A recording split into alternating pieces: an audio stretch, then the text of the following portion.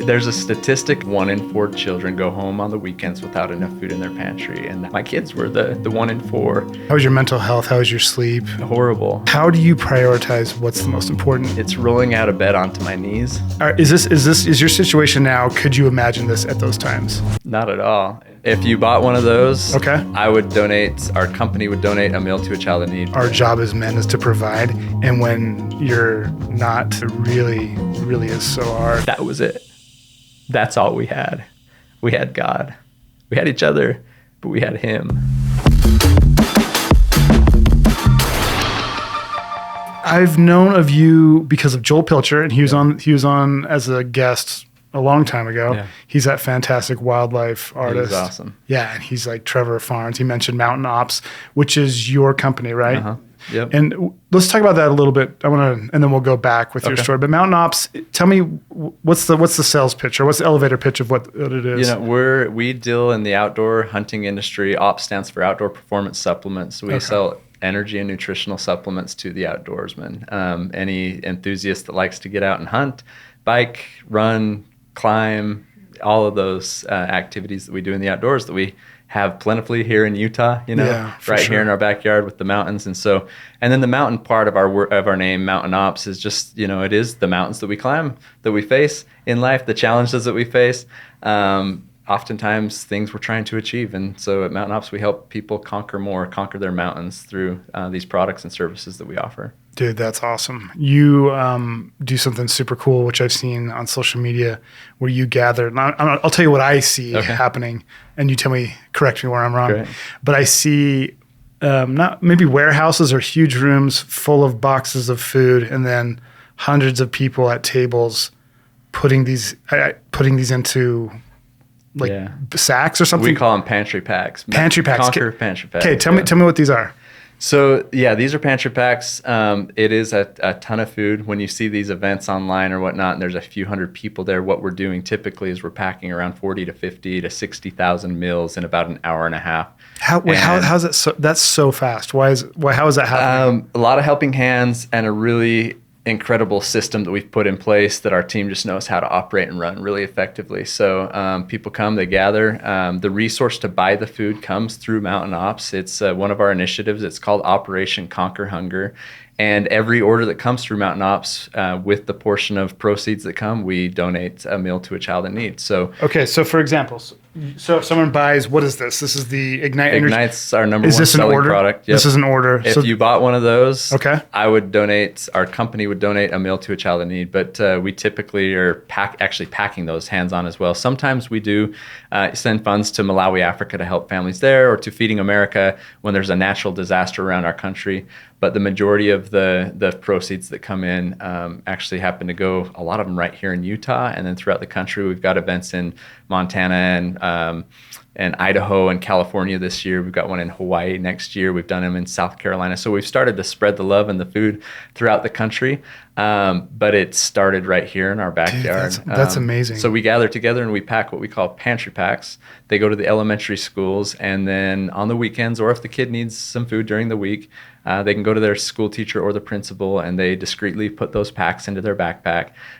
So they're not embarrassed about their situation. They can go home and they can have 5 meals in one of those packs for the weekend. Oh my gosh. So, dude, that is so kind and generous. And I know that there's something I don't know the story why you started this, but I want to know it because it's such a beautiful thing. So why is this such an important part of your business? Yeah, it's there's a statistic up in Davis County where I live, and it's 1 in 4 children go home on the weekends without enough food in their pantry, and that was my family not too long ago. My kids were the 1 in 4, and we were that family, and it just happened to come to be part of our life because we had some business failure. I come from an entrepreneurial family. We set out in 2007 to try our wings. My wife and I, we had, saved up enough money to invest in some real estate and then into a franchise, and it all went wrong. The real estate deal right before 2008, we kind of had bad timing on that, and so we lost our shorts there. And then the franchise that we bought into, instead of buying one to see how it go and scale it from there, we bought 7. 7. We went too big too quick.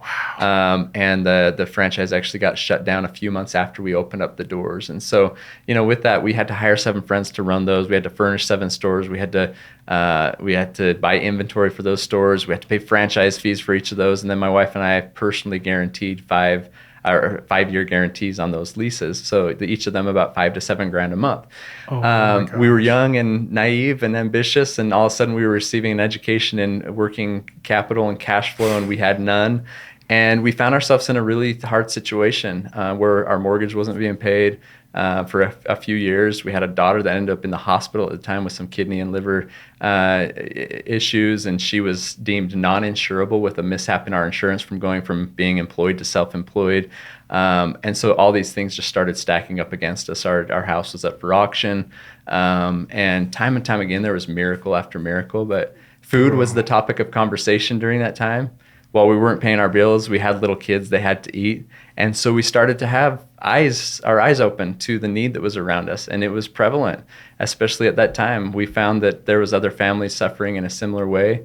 Every once in a while, we'd have some groceries dropped on our doorstep, and that was just a miracle because the food storage we were kind of diving into wasn't really easy on the stomach. And so food was just on our mind. During that time, my wife and I made a commitment to each other that as soon as we had Joel Pilcher, he's an artist.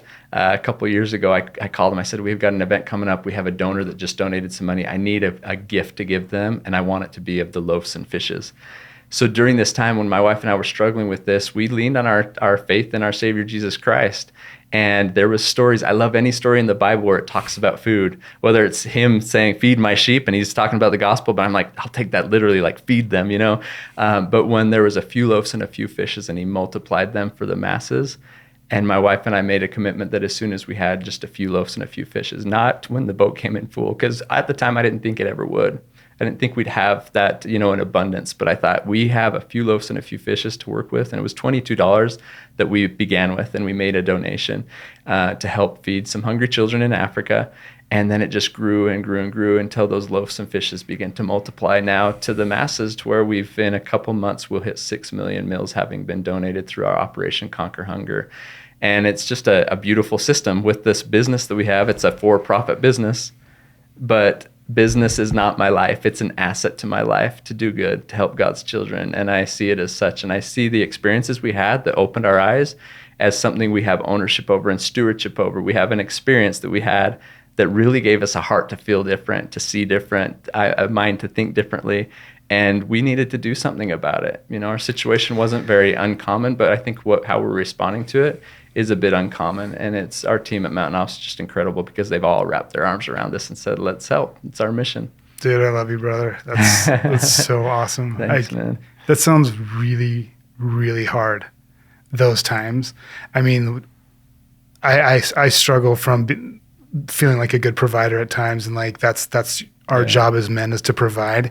And when you're not doing a great job, even though you want to do a great job, it really, really is so hard. So, man, that I had no idea it was that like desperate. Yeah, and you mentioned it, that's our job, to provide. It's to provide, preside, protect. Mm-hmm. And right when we first got married, those responsibilities in life come at you pretty quick. Because you're either, you're just finished high school, you maybe gone on a mission, you're in college, whatnot, you get married, and all of a sudden you're a father, or you're a husband, hopefully a husband first and then a father. Yeah. And those responsibilities came at me quick. And I felt like for a few years I was doing a decent job with those, saving money, putting it away for our business that we'd start, but providing for my family. And then all of a sudden it just one day wasn't working the way we had planned. Yeah, you said that you didn't think that it could ever be, like, you're just grateful for the small, you didn't think you could ever like get out of the hole. Like what so this is the thing, is like, we're all in different steps. Like, we have hills and valleys, and a lot of people are in valleys where it's like, I just want to survive. I don't know how good it could be.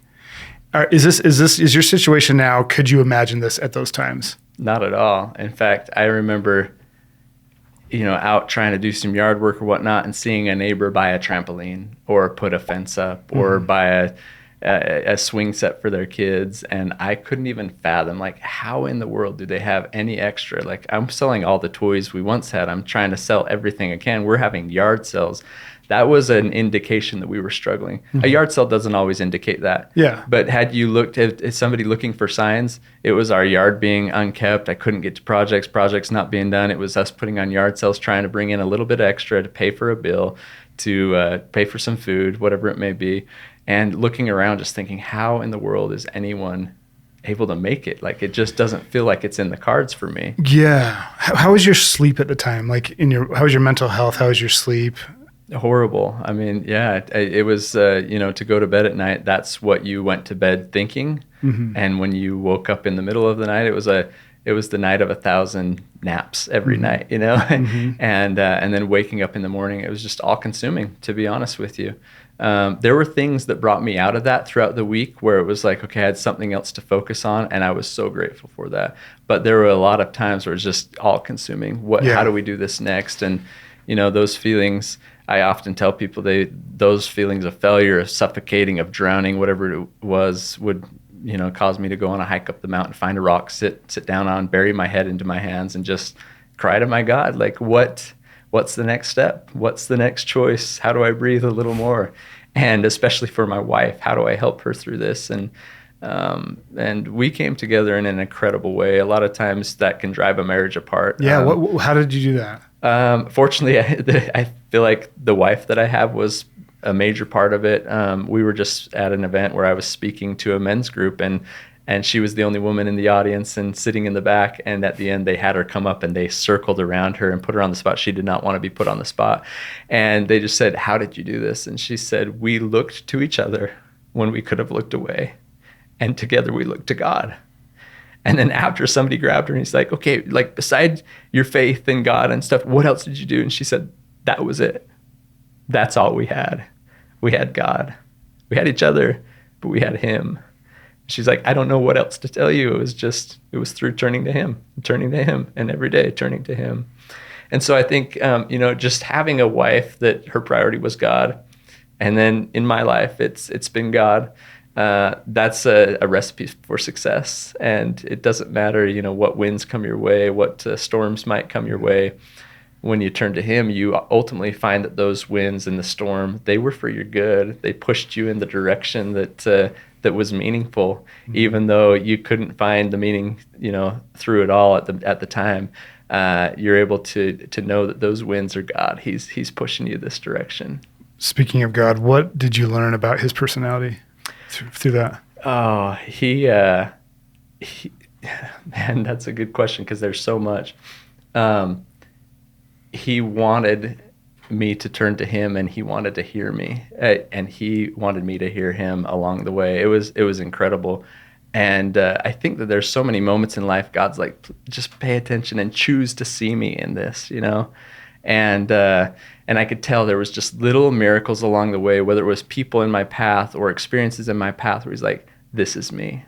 I'm showing up day after day, and I'm here for you. I'm proud of you, and you're going to make it through." I also found that there was warning signs before the storm even hit our door. That could have lessened the impact, maybe? Is that what you're saying? That's what I thought at first, but what I found is that it wasn't to lessen the impact necessarily. It was to let me know that while we're going through it, he warned me prior to, so that I knew he was aware. He was aware that the storm would come. And so because he was aware, it must be for our good. It must be something that we needed to experience. And even what we're doing at Mountain Ops now, we would not be here if we had not been there. But it had to be us choosing to see what God was trying to teach us in that, so that we could be here doing what we're doing now. And that's what perspective moments in life give us. And sometimes it's empathy that it offers us. And sometimes it's the need of another, which is, empathy, ability to respond to them in a unique way. I love a quote that says, "You're most powerfully positioned to serve the person you once were." And that's what I feel like we're doing with these experiences. There's people that are in the shoes that we were once in, and we have an opportunity and a responsibility. And that's when I look at Jesus Christ, who is most powerfully positioned to serve all of us. It's him. He's been through everything we've been through. And so it's incredible. And so through those times, we become acquainted with him, because it's him who can come to our rescue. Gosh, I'm just amazed at how far gone your situation was. I mean, I still can't wrap my head around how much you owed and how much despair and how many kids did you have at the time? We have 4 kids now, and through parts of it, there was most of them were here when we were going through a lot of that. This wasn't long ago. This was like, Mountain Op's been around for 10 years this July.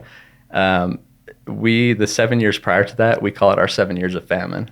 How old were you when you started with all Started right around the age of 27. You were 27 when all this hit. Oh my gosh, man. Yeah. Well, you're now a mountain of a man spiritually. What type of what type of effect are you seeing aside from kids going home? Are you able to ever meet the people, or are you just silently sending this and helping people and letting them deliver it? It's interesting. Most of it's we work through food banks and food pantries, and they get it to the schools, and the schools then put it in the children's backpacks. So we don't always get a one-on-one experience with them, but every once in a while we do have a teacher that calls us or that meets with us and says, here's the effect that this has had. Every once in a while we have a customer of Mountain Ops who comes into the store and says, hey, my family's receiving these right now.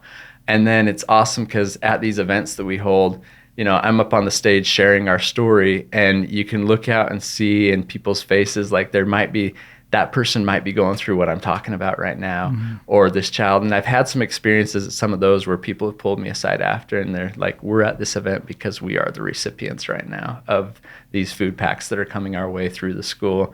And so that's been incredible. We have a little program right now as well with some of our ambassadors where we send them a gift card each month, and they go out, they find a family, they go out grocery shopping, and like my family with the groceries that were dropped on our doorstep, they just drop them discreetly on their doorstep and leave it at someone's door, or they'll go into a school and pay down a lunch balance for children. Because as a parent, I used to get those school lunch balance emails every week, and it was just stacking up, and I hated seeing that because I knew my children were getting food at the school, but we owed for that, And so I've told people as often as you can, run over to a school. If somebody has a $15 balance, just pay it off, my gosh. And I've been in, speaking events before where somebody came up to me after saying that, and they just went into a school and paid down the entire balance of the school. And so it's incredible to hear what people are willing to go out and do when they hear that, man, there is actually this kind of need. And it's helping a child, but even the parent who's struggling, whose shoulders might be just weighed down, whose life is, in that feeling of suffocation or failure at the time. And hopefully we just offer a little bit of hope and confidence that somebody's aware and God's working through somebody to meet the need at time. Yeah, he absolutely is. Yeah. So now that you're doing this amazing work, how do you see God's hand? How do you notice it? Oh. I know you're looking for it, but how do you see it? Yeah. This is one of my favorite scriptures is God is I'm gonna make it bad, but he says, and no one am I more displeased than those who don't acknowledge my hand in all things. Yeah. And that one keeps me on my I want to be grateful. So I try to see it in all things, and my life is so much better when that happens. How do you look for that? Many different ways. Even at Mountain Ops, our number one core value is recognizing God, even in the workplace, and we try to acknowledge His hand in all things. That's our statement for recognizing God. And I see that in recognizing the good in others. When you recognize the good, I feel like you recognize God. All the good that is in others and in yourself, it's from God. I, as a husband and father, my most important roles and responsibilities in life, I see Him through my wife and my children, the incredible talents and gifts that He's given them that contribute to my life in an incredible way. I just got off of a call on the way down here with my daughter, who's a month into her mission in Brazil right now, and she's having to truly rely upon Him. She's away from home for the first time in her life in a foreign country, foreign language, not understanding it at all. And so she's turning to Him. And so it's watching my children grab hold of Him and reach out. I love the story of Peter, who jumped out of the boat and he's walking towards the Savior, and he starts to sink, he starts to drown. That's what I felt like through all of these experiences in life. But when you cry out, save me, he's there. His hand is stretched out still all the days of our life. And watching my daughter kind of learn and go through that she can turn to him when her family's not around right now physically. We're here for her. I see him in angels round about us. My father just passed away this last year, and it was a very tragic passing. Thanks. And he had a fall and broke his neck, and it just was abrupt for us. And he was the reason why I started into the supplement business in the first place, to help his heart health. And so I see his hand and inspiration even more powerfully now in a different way than I did before. And I see, as my daughter's out on a mission and I have children that are teenage years going through what they go through in life, that I have a picture of this angel who I know. Sometimes you think of the angels that might be around about us to bear us up and to help us along the way.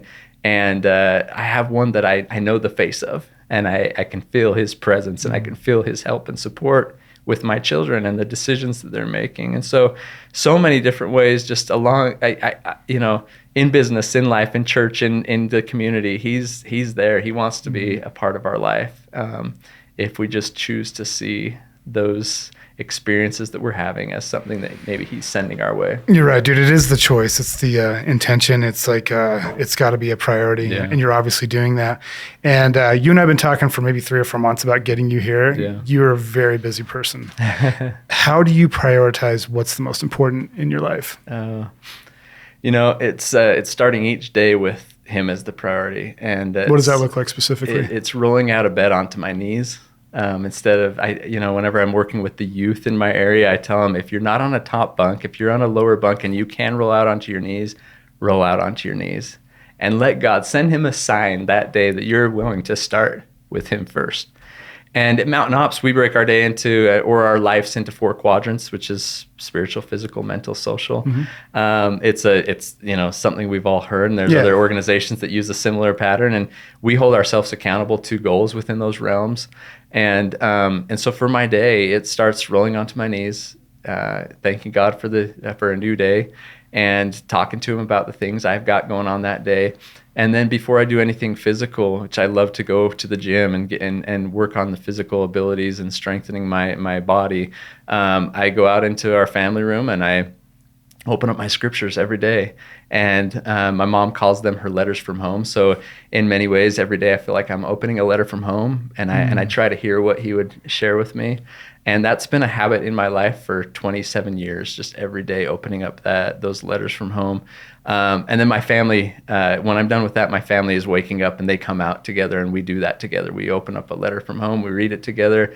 How long do you read with your family? It's about 10 minutes. It's not long. Yeah. And then everyone's, scrambling to get ready for the day, but we've dedicated some time every single morning. How essential is the family aspect of this? So important. And sometimes you don't recognize that it's even having an impact. But when my daughter was leaving on her mission, the night before she left to Brazil, she sat down and she basically wanted to teach us as her first family that she's teaching after having one week experience of missionary training.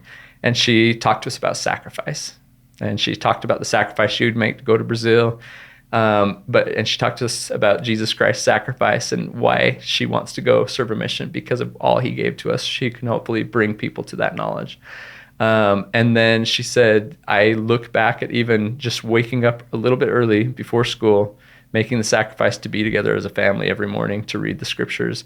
And that sacrifice has meant the world to me in preparing to go out on my own, to go out as a disciple of Jesus Christ. And so it's incredible, but sometimes you don't think that they're listening or that they're, involved. It doesn't matter. I think it's the very act of just opening up those pages, reading from it, even if sometimes we go around the room just one verse at a time. And usually we make it around twice, is about the 10 minutes we've got. But sometimes somebody's tired, they don't want to read, and they're just there and just showing up, at times and being there. But the fact that we're starting a routine with them is incredible. So that's kind of what our morning routine looks like. And Most days we get there. There's days when it doesn't happen, but it's pretty routine at our house. That's awesome. And then a prayer before we take off. Okay, so I'm hearing you. You wake up, you get on your knees, you go read before your family gets up. You join with your family for reading. Mm-hmm. So is there more to the morning routine? Are you working out before you? No, I try to do I try to go spiritual and then physical. Oh, interesting. I try to avoid any social media before. Until the spiritual's done. Okay. Like, because Mountain Ops, we do a lot on social media and such, mm-hmm. so I like to see what's going on. But I don't open that app until my spiritual's been taken care of. Just honestly, just as a sign to God. I want to start the day with you. I need your strength for this day. Dude, I love that. I love it. And it's not scientific. It's not like I got to get the good stuff in first. I like that you're saying, God, I'm here. Yeah. Like I'm showing here's a physical act that you're important to me. Yeah. And that just, I'm sure, continues on throughout the day. Even though things are better, like financially, than they once were, there's still mountains that I'm facing every mm-hmm. day, and there's things that we're trying to accomplish, and there's stresses that we're facing, and our kids are growing, and as they grow into teenage years, and then they're going out on their own, there's different stresses. You lost your father. I mean, that's so hard. Yeah, and that's, I look at that, and there's a scripture that just one line says, I do this for a wise purpose. There's a wise purpose for this life, for my father's passing, for the way he passed, for the experiences we go through. So just trying to be intentional about finding that wise purpose through it all. But there's a wise purpose to starting your day that way. And for me, it's just a sign to God. I need you, and I'm here, ready to listen. And sometimes I'm better at it some mornings than I am other times. We just sometimes, we're on this wave and mm-hmm. it's good, and then other times you really have to fight to keep that connection and to keep strong. And the worries of life can sometimes get in your way. But I was reading some scriptures just yesterday, just open up to a certain section, and I read about the winds and the waves and how they pushed a people towards a promised land. And I just thought, sometimes we look at the wind, we look at storm, we look at these waves and such, and we see them as a negative. And oftentimes the hard things in life, they push us towards the promised land. They push us towards our Savior. They push us in the direction we need to go. And so as much as possible, that was our discussion as a family last night. Like, we've faced some things. We've gone through some struggles. My daughter that's now in a foreign country feeling homesick, like, use the wind that might be feeling it's against you, but maybe it's pushing you the right way. Maybe the wind is exactly what you need, Isn't that the hardest thing, the trust? So, now that you have, in my life, now that there's like a record of God coming through every single time, the trust is a lot easier to have. Yeah. But in some of those times in my life where I didn't have experience, those are really dark, hopeless, despairing times. Yeah. So, dude, I would say you're an expert on service. Why don't you teach me and our listeners what service will do to you? Mm-hmm. Well, I like to relate the service we're doing. I'm not an expert on service. Yeah, I think you are. I'm going to make that claim. I'm far from it, because there's oftentimes opportunities that come up and I'm just like, oh my gosh, I can't get to that. But there's a quote I love that never let a problem to be solved become more important than a person to be loved. And I think that's what service is all about. Say that again slowly. Never let a problem to be solved become more important than a person to be loved. I think that's Thomas S. Monson, but I'm not exactly sure, and I'm not sure if I said it exactly the right way, but it's true. But so often in life, we can be consumed by problems. They're always in front of us. Life is problem solving, right? Mm-hmm. And so we can get so consumed by that at times that we forget that there's people right around us that just need our time and attention. In fact, I had maybe this might take too long. Go for it. No, please. I had a dream once that I woke up, and it was one of those dreams that you feel like, man, that felt really, really real. And what am I supposed to learn from it? And in this dream, I was standing up on a stage, and there was a ton of people in front of me, and I was alone. And I did not know why I was there. I was fully clothed, which I was very grateful for. And I looked out, and all of a sudden, some hands started going up, and I was like looking their way, like, what are you? What do you need me? They weren't saying anything, but with their eyes and with their hands, they were begging for me to look their way. And I was frantically trying to find my family. All of a sudden, I found all of them over here, and all of their hands went up, and they looked my way, and they were just like begging me, don't look away. But a hand went up over here. So I was distracted. I looked over, and all of a sudden, like, all these hands were going up, trying to figure out people I knew from church, from work, from the community, from wherever it was. And then there was all these strangers that I was like, why do you need me? Like, who are you? And in my dream, I started to realize what I was doing. I was on the stage of an auction, and I myself was the auctioneer, and I was auctioning off my time and attention. one of the most valuable gifts we have. And so I woke up from that dream and just contemplated that. My wife's grandma was actually in the hospital and passed away a day later, and she talked to us about our time and attention in life, where it was going, who was it going to. And so this dream just kind of replayed itself in my mind. Yes, I need to serve my family. I need to look for opportunities to be with them. They need my time and attention. My God needs my time and attention. My community needs my time and attention. And then there's all these strangers, and who were they? And oftentimes when I look at service, the people we feed these meals to, I don't know who they are, but in some way they're raising their hand. Just give us a little bit of your time and attention, maybe your resource. And so we need to pay attention to those people around us, the eyes that are looking to us, their hands that are going up. We can't get to all of them. At Mountain Ops, we can't feed everyone, but we can build a little army and we can help out as many as possible. And what I found with service, whether it's our time and attention, whether it's our loaves and fishes through food or donations, whether it's just pulling somebody's weeds or whatever it is, when we give of our loaves and our fishes, it comes back 12 baskets full. And that's what I've witnessed time and time again in my life. And it doesn't matter what it is. When we give what's not even ours, it's God's. It's true. And sometimes it's time, sometimes it's attention, sometimes it's financial resources, sometimes it's a smile, it's a hello. My daughter right now who can't speak to the people of Brazil, I'm like, just smile. Reflect his light, reflect his love, reflect him through you, your countenance. And that's giving service, but we just need to be intentional about it. And then it comes back to us, that God who loves to see us help others around us, he loves to give to us. He is so generous. So he is so generous. I love that. We're paid for with a price. We are not our own. Our time, our talents, our bodies, and when we give that back, it comes back tenfold, more glorious than we could do it ourselves. 100%. Dude, you're an author now. You're writing a book. Yeah. Tell me the premise of this book.